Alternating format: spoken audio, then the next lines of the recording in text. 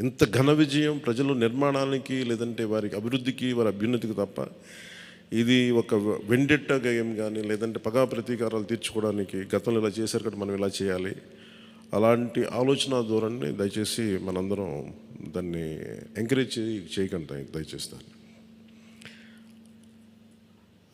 అలాగే చాలా చాలా క్షేత్రస్థాయిలో ప్రతి ఒక్కరూ అందుబాటులో ఉన్నాం నాతో సహా.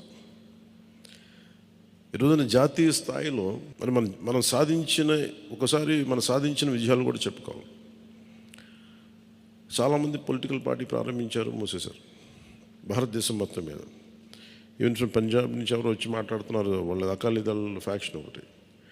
మా నాన్నగారు స్టార్ట్ చేశారు, మేము స్టార్ట్ చేసి ఇనిషియేట్ చేసి ఆఫ్ చేసేసుకోవాల్సి వచ్చిందని. మన ఎన్నికలకి మనం సాధించింది from a registered political party నుంచి రికగ్నైజ్డ్ పొలిటికల్ పార్టీ.